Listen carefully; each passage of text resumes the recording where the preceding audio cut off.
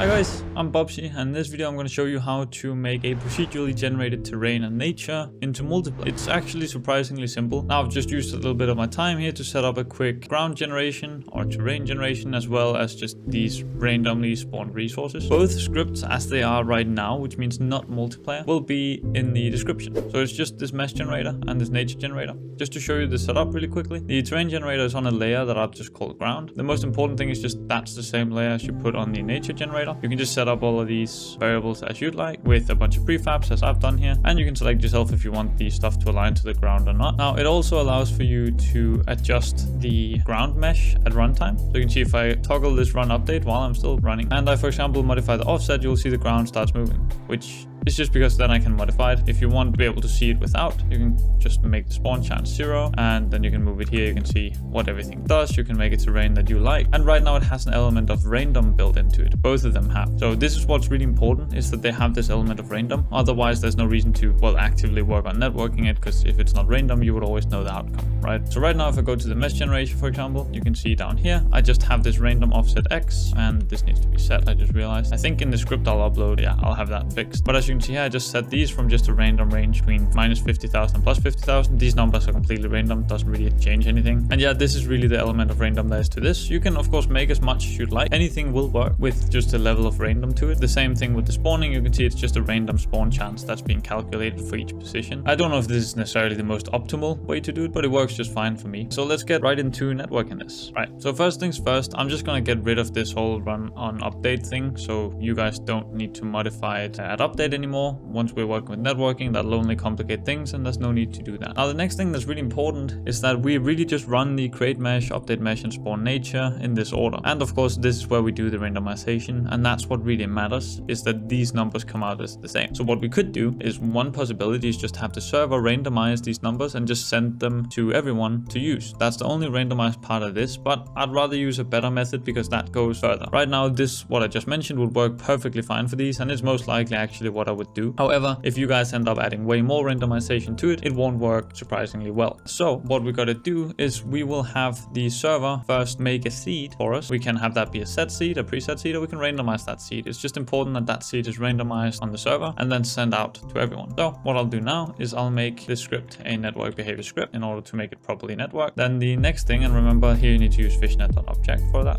Now the next thing is, instead of necessarily an awake, I will be wanting to do some things on awake still, but I'll also be wanting to use onStart client. onStart client only really works if you are running a host client setup and not a server direct setup. If you do a server direct setup, you can also do onStart server, but for this case this should work just fine. So on the onStart client, we want to do that if we are the server. So if is server, we want to do something specific here and send that out to everyone. Now what we'll be sending out to everyone is basically an initialization. So that's what I'm going to be calling it. I'm going to be making an observers RPC that's going to be called private void initialize world, just like so. And what we can also do here is we can say buffer last. This means that if somebody new joins, the exact same thing will happen for them. Now in here we'll want to get the seed. This can just be a random integer. I'll just call seed. And then here, if we are the server, I'll make that integer, call it our seed, random.range. You can see int min value and max value is what is set here. You can really set whatever. I typically just do 0 and 999 999. That's a completely random seed. And then it'll call initialize world with our seed. Now that this is in here, we then want to actually run all of this stuff from inside the initialize world. And of course I just want to make sure that we don't do any of this. I've made this little size safety just to make sure that the world cannot be 0 size. That would cause errors. So like this, we just won't run anything. Now the first thing that we want to do is we want to grab the classic random and then just say init state. Init state is really seeding. This is how you know it from games like Minecraft and so on. What this really means is, as soon as we set this seed, every random thing, random in quotation, that'll happen after that will be the same for everybody who has that seed. The important thing is it needs to be in order, because it's seeded in order, meaning that if, let's say that the server ran these two and then ran another thing, but the clients didn't, or actually let's just say that only the server, so if we say if is server, we'll do something else that's random here. Let's just grab this one and just say set y, for example. If the server did something like this, it would mess up everything. The server wouldn't align with the clients because the server would be calling a random function that the clients are not. So it's important that everything from this stage lines up, but by calling it in order like this, it very much should line up. And so let's go have a look at how this looks now. Oh, and of course I completely forgot something, is that I'm not spawning a player right now. So I'll just go ahead, make an empty, I'm just gonna call this empty basic player. The reason why we need this is in order for the player to actually get any information from the server, or for that to be able to send information, the player needs to exist. The player needs to have its own representation. So I need to make sure that a player is actually being spawned. I completely just forgot that the spawn chance wasn't set. So let me just set that and try again. And here we go. We can see this calls, and this at least now works locally as the server. So always make sure to check that everything works locally as the server. Now I'm going to start up a clone of the project and ensure that this works in multiplayer as well. So